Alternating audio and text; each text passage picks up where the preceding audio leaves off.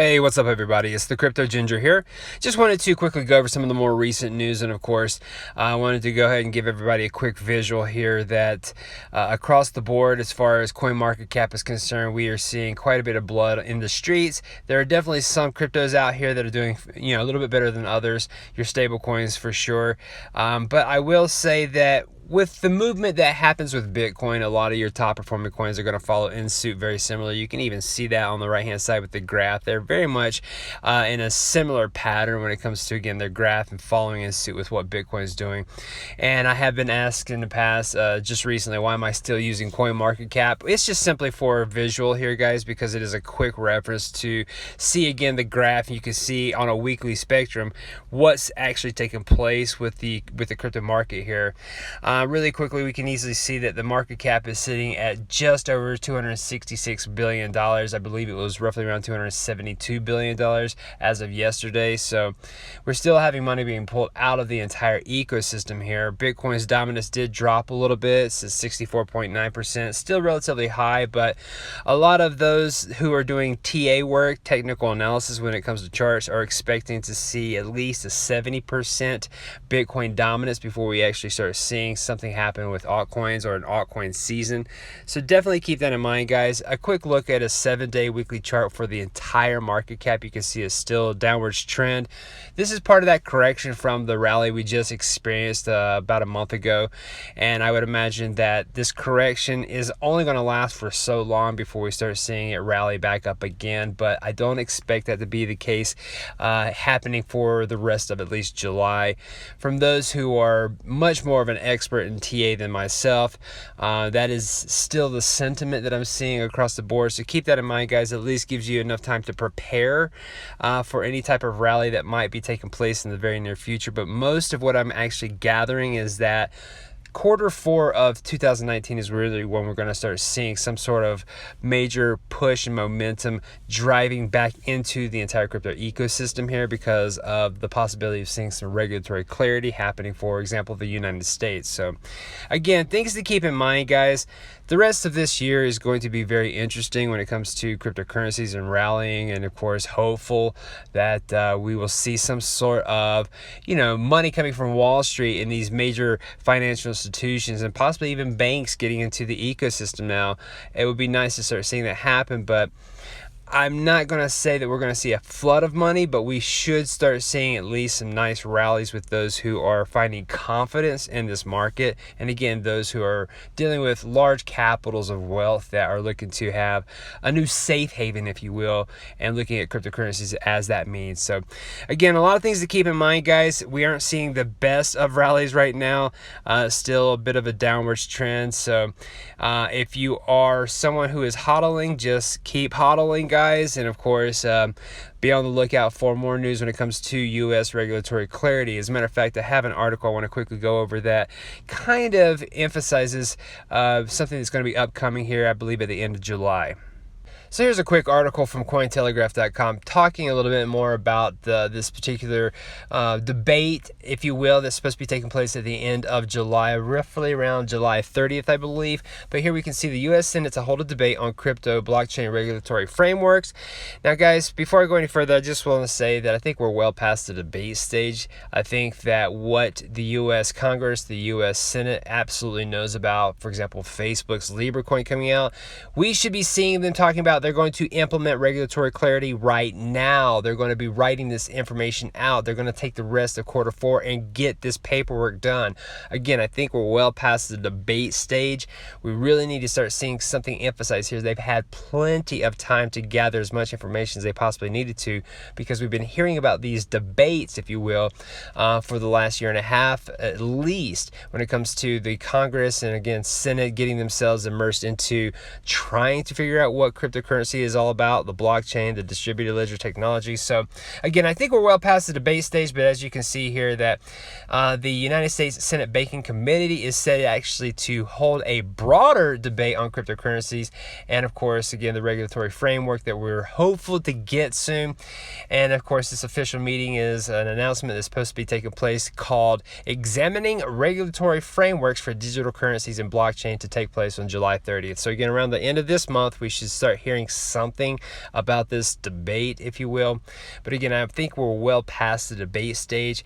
It would be nice to actually start seeing something from the members of the U.S. Senate and Congress coming out, at least on Twitter, for example, say, hey guys, guess what? We are absolutely in the works to see what we can do to make this an efficient process. This framework and this regulatory clarity is going to be actually, right alongside of the movement of cryptocurrencies, just simply because we're going from Q3 into Q4 very shortly.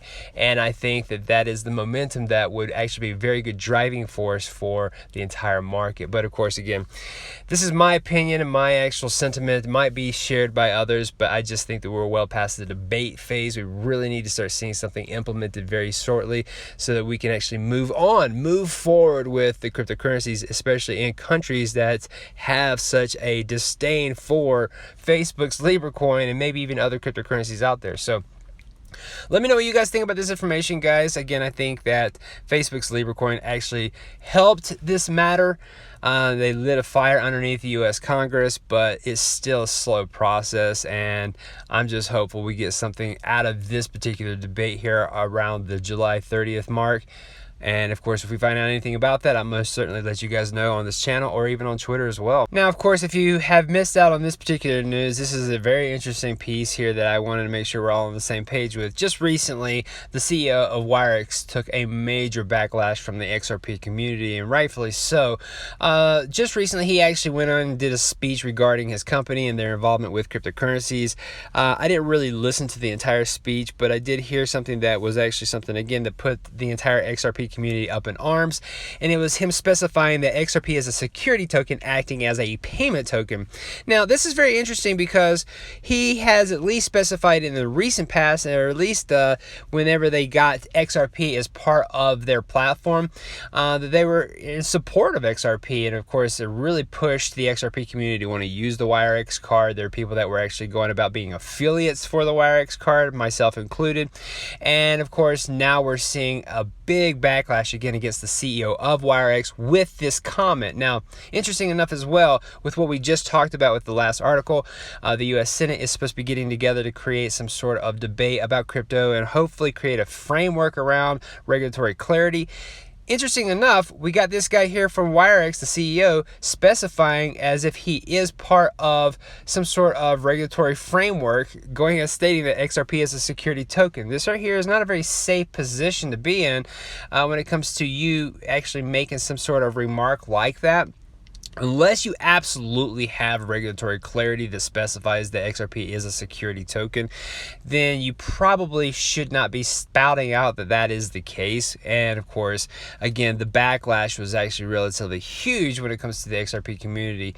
Now, this could have been a good thing for them when it comes to having more people onboard themselves because they didn't like XRP to begin with, but the amount of people I believe they lost as far as customers are concerned and clients was pretty substantial. So really quickly, this is actually the CEO of WireX. This is Pavel Matveev. I'm hoping I'm pronouncing his name correctly. Nonetheless, this is his reasoning for as far as explanation as to why he specified in his speech about XRP being a security token acting as a payment token.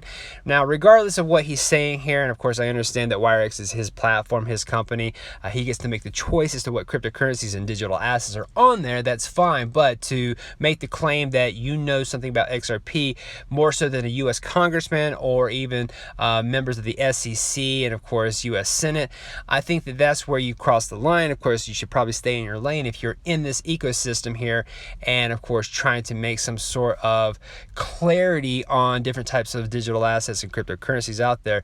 Now, again, I personally feel very much like a lot of those in the XRP community that he kind of overstepped his boundaries when it comes to making this determination there. But like I said, it is his platform. He gets to make those choices. Fair enough. But I think at this point in time as well, since we're still waiting for regulatory clarity and framework about cryptocurrencies and digital assets, if we get reference from the U.S. Senate and the U.S. Congress and the SEC that XRP is absolutely, without a shadow of a doubt, not a security token and it is absolutely a digital asset, then this guy right here pretty much sealed his own grave and deal. And of course, at that point in time, I would imagine anybody that had any faith in this company is going to be completely diminished afterwards. So let that sink in when it comes to being part of this space here. I'm not going to go too far into how he actually tried to rationalize his choice of words there, but you can definitely go through and read this again. This is Pavel Matveev on Twitter. Let me know what you guys think about this information, guys. Like I said, I understand YRX is his platform. He is the CEO of that particular company. He gets to make the choices of what's going to be on there and what's not going to be on there. But again, I feel like he just overstepped his boundaries when he made those comments the way he did, when there's absolutely no clarity from any major organization or company or entity out there yet. We have yet to see that. So keep that in mind, guys. Again, let me know what you think about that. A couple other things I want to quickly go over as well. Now, on a more positive note, as of yesterday when I talked about Brad Garlinghouse being on the Bloomberg interview and actually being asked about Bank of America and the patent that they released, it's very interesting because we've been seeing quite a bit of Brad Garlinghouse, and here we have someone on Twitter by the name of Wagner, aka Wagdog. You can actually find him at Buy and Sell, but he posted something again that I've seen as far as a shared sentiment across the XRP community. He says, anyone noticed that Brad Garlinghouse has been popping up everywhere on TV recently, almost as if to prep the world for what's about to come? Now, guys, this right here is just a quick little thing to think about when it comes to seeing the CEO of Ripple. This is kind of funny here. I understand that it's been a long time coming when it comes to seeing something exponential happening for cryptocurrencies, but more importantly for XRP. I would imagine that with what Brad Garlinghouse and the rest of Ripple is trying to do, it takes quite a bit of time. I mean, you're talking about a company that's trying to onboard thousands upon thousands of banks and financial institutions. That just does not happen overnight. And when you're looking at the number of thousands, think about Swift. They deal with at least 11,000 different banks. That is a substantial amount of banks. And with XRP being, one of these digital assets as a primary focus, a lot of people in the XRP community are simply waiting for a huge price bump because of all the good news. But again, all this does take time. And of course, with Ripple having roughly around 200, maybe even now 300 partnerships, you compare that to an 11,000 number by the amount of banks that Swift deals with. That's still a substantial amount of companies that they have to onboard. So again, all of this is going to take time, which is why I think that this particular image here of Brad Garlinghouse as an old man is rather funny, ironic as far as again the talking points of what we know about XRP, Ripple, the company, what they're trying to do. It is a slow but sure process, guys, and you will hear that ongoing when it comes to the XRP community and what we know about Ripple, the company, and they're trying to again onboard as many banks and financial institutions, exchanges, you name it. The big money, they are looking at that. They're looking at a way to make the internet of value a thing all across the globe. So think about this, guys. The more we see of Brad Garlinghouse on different types of news sources and television, I think that it's just simply telling us that we need to prepare ourselves for something pretty big in the very near future. Hopefully, we'll start seeing some major push into the XRP digital asset and the price point, and hopefully as well, Q4 will be very good for us here in 2019. A couple other things I want to quickly go over as well. Now, I don't normally like doing a lot of price predictions on my channel here just simply because it's such a contradicting type of thing, because if you say something and of course you get a lot of people trying to back you up with your TA or your technical analysis of charts, and it goes the wrong way, you get called out for that pretty heavily. I see it a lot on Twitter, and of course, I think it's just simply because a lot of people are waiting to make a lot of money. That's why you see on a regular basis, win Moon, win Lambo, things of that nature. But recently, we actually have had quite a bit of price predictions coming out, and I thought this was very interesting. This is Pantera CEO is predicting that a $42,000 Bitcoin price by the end of this year. So this is something that they are predicting as far as as being a good shot. You can see here as far as the chart is concerned that there is absolutely some major momentum happening for Bitcoin over the course of its lifetime. And if it keeps up this trend, we could absolutely see a price point relatively high, very close to that, again, $42,000 mark. I have seen that as a very commonplace price point for Bitcoin by the end of this year. I've also heard some very absurd numbers when it comes to what we could expect to see for Bitcoin.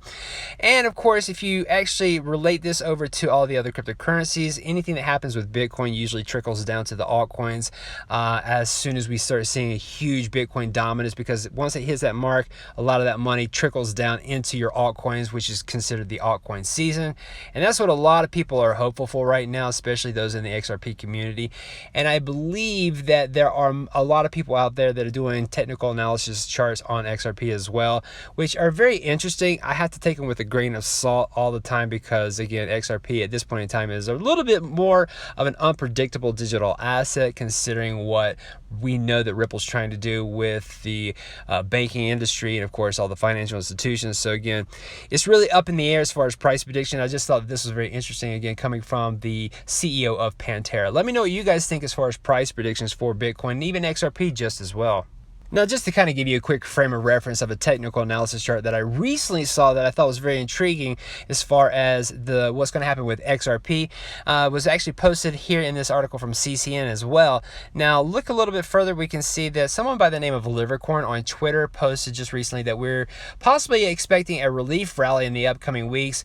Then it will lead to a 60% dump. Then after that, we should see a mega pump. Now, again, you got to take a lot of this information with a grain of salt, guys, but I found that this was a little bit more intriguing because it seems to fall in suit with what we're seeing right now as far as patterns are concerned. And what we're getting at least what I gathered, is that we could easily see about a 40, maybe 45 cent XRP in the near future. Whether it's going to happen in July or not, I think that still remains to be seen. But what he's specifying here is that we should see a nice little rally that bumps up XRP, then it's going to drop around 60% before it actually takes off and has a major pump. So, of course, this is something that you can actually look at a little bit more in depthly. You can follow this guy here at Livercoin. But again, got to take it with a grain of salt, guys. Anything can change. Anything can actually happen in this market here. We've seen some of the craziest of crazies. So let me know what you guys think when it comes to maybe a technical analysis that you appreciate for XRP, and hopefully maybe even see some sort of decent price that's actually going to happen in the near future for XRP. If you have a price prediction you want to offer in the comment section as well, please do so. I love the dialogue, and I love seeing what you guys come up with when it comes to, again, price predictions for XRP. So take this with a grain of salt again, guys, and let me know what you guys think about this. One last thing I want to quickly go over as well. Now, if you've been paying attention to the news for Tron and Justin Sun, you definitely heard that he had to cancel his $4 million dinner meetup with Warren Buffett due to kidney stone issues, health concerns.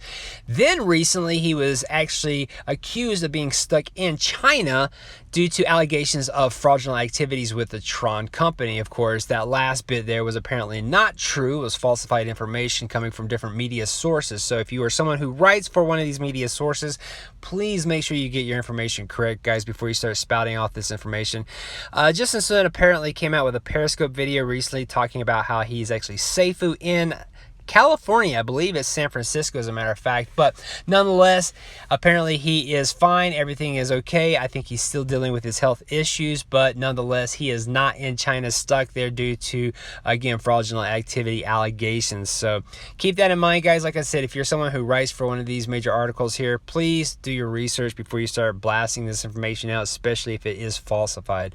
Outside of that, guys, I definitely appreciate you being a part of this channel. If you are new to this channel and you like this content, please hit the like and subscribe button and share this out with as many people as you possibly can. It really helps this channel grow and get this information out there to as many people as we can as well. So thank you again for doing that. And again, thank you for watching this video. Hope you have a wonderful day.